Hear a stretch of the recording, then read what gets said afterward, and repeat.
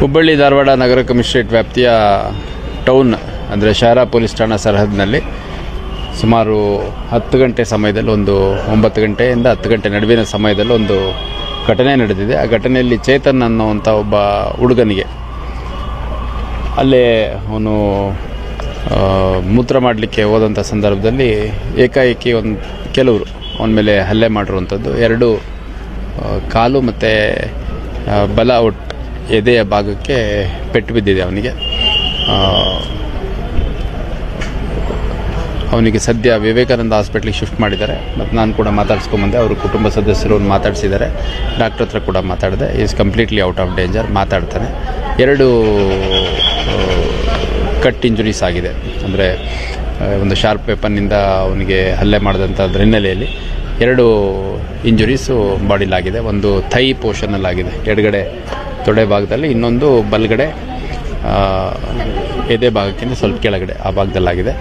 ಯಾಕೆ ಕೃತ್ಯ ನಡೆದಿದೆ ಅಂತ ಗೊತ್ತಿಲ್ಲ. ಅವನ ಜೊತೆ ಇದ್ದಂಥ ಹುಡುಗರು, ಆರೋಪಿಗಳು ಯಾರಿದ್ದರು, ಅವರು ಯಾವ ಏರಿಯಾದವರು ಮತ್ತು ಅವರ ಹೆಸರುಗಳೇನು ಅನ್ನೋಂಥದ್ದನ್ನು ಕೆಲವು ಗುರುತಿಸ್ತಾರೆ.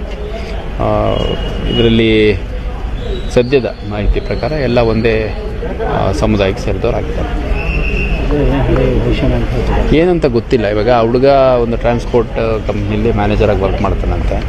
ಸೊ ಹಂಗಾಗಿ ಅವನಿಗೆ ಏನು ಗೊತ್ತಿಲ್ಲ ನನಗೆ ಅಂತಲೇ ಹೇಳ್ತಾನೆ. ಅವನ ಜೊತೆ ಇದ್ದಂಥ ಸ್ನೇಹಿತರಿಗೆ ಸ್ವಲ್ಪ ಮಾಹಿತಿ ಅಲ್ಲಿ ಏನು ನಡೀತು ಅನ್ನೋಂಥದ್ದು ಗೊತ್ತಿದೆ.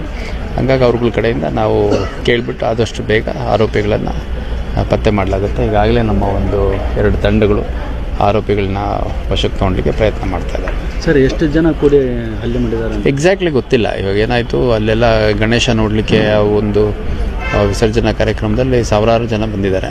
ಸೊ ಅಲ್ಲಿ ಮೂತ್ರ ಮಾಡಲಿಕ್ಕೆ ಅಂತ ಸ್ವಲ್ಪ ಸೈಡಿಗೆ ಹೋದಂಥ ಸಂದರ್ಭದಲ್ಲಿ ಘಟನೆ ಆಗಿದೆ ಅಂತ ಹೇಳ್ತಾರೆ. ಎಲ್ಲಾಗಿದೆ, ಯಾವ ರೀತಿ ಆಗಿದೆ, ಯಾರು ಮಾಡಿದ್ದು, ಯಾವ ಕಾರಣಕ್ಕಾಯಿತು ಅನ್ನೋಂಥದ್ದನ್ನೆಲ್ಲ ಮೋಸ್ಟ್ಲಿ ಬೆಳಗ್ಗೆ ಅಷ್ಟೊತ್ತಿಗೆ ಒಂದು ಕ್ಲಾರಿಟಿ ಸಿಗುತ್ತೆ. ನಾನು ಮತ್ತೆ ಬ್ರೀಫ್ ಮಾಡ್ತೀನಿ. ಪ್ರೈಮರಿ ರಿಪೋರ್ಟ್ ಪ್ರಕಾರ ಆರೋಪಿ ಬಗ್ಗೆ ಏನಾದ್ರು ಬ್ಯಾಕ್ಗ್ರೌಂಡು ಇಲ್ಲ, ಇನ್ನೂ ಗೊತ್ತಿಲ್ಲ. ಈಗ ಆರೋಪಿಗಳು ಯಾರು ಅನ್ನುವಂಥದ್ರ ಬಗ್ಗೆ ವಿಕ್ಟಿಮ್ ಜೊತೆ ಇದ್ದಂಥವ್ರು ಕೆಲವರು ಹೆಸರನ್ನು ಹೇಳ್ತಾರೆ, ಯಾವ ಏರಿಯಾದವ್ರು ಏನು ಅಂತ ಹೇಳ್ತಾರೆ. ಇಷ್ಟು ಮಾತ್ರ ಹೇಳ್ಬೋದು, ಎಲ್ಲ ಒಂದೇ ಸಮುದಾಯಕ್ಕೆ ಸೇರಿದಂಥವ್ರು. ಈಗ ಈ ಥರ ಘಟನೆಗಳಾದಂಥ ಸಂದರ್ಭದಲ್ಲಿ ಊಹಾಪೋಹಗಳನ್ನ ಎಬ್ಬರಿಸುವಂಥ ಪ್ರಯತ್ನಗಳಾಗತ್ತೆ. 2 ಸಮುದಾಯಗಳ ನಡುವೆ ಆಗಿದೆ ಸಂಘರ್ಷ ಅಂತಂದು ಆ ಥರದ್ದಿಲ್ಲ. ಸದ್ಯದ ಮಾಹಿತಿ ಪ್ರಕಾರ ಅಂದರೆ ಆರೋಪಿಗಳ ಬಗ್ಗೆ ಮಾಹಿತಿಯನ್ನು ಗೊತ್ತಿರೋಂಥ ವಿಕ್ಟಿಮ್ ಕಡೆಯವರು ಹೇಳೋವಂಥದ್ದು, ಯಾವ ಏರಿಯಾದವರು ಏನು ಅಂತೆಲ್ಲ ಹೇಳ್ತಾರೆ. ಹಂಗಾಗಿ ಎಲ್ಲ ಒಂದೇ ಸಮುದಾಯದವರು ಇರ್ತಾರೆ.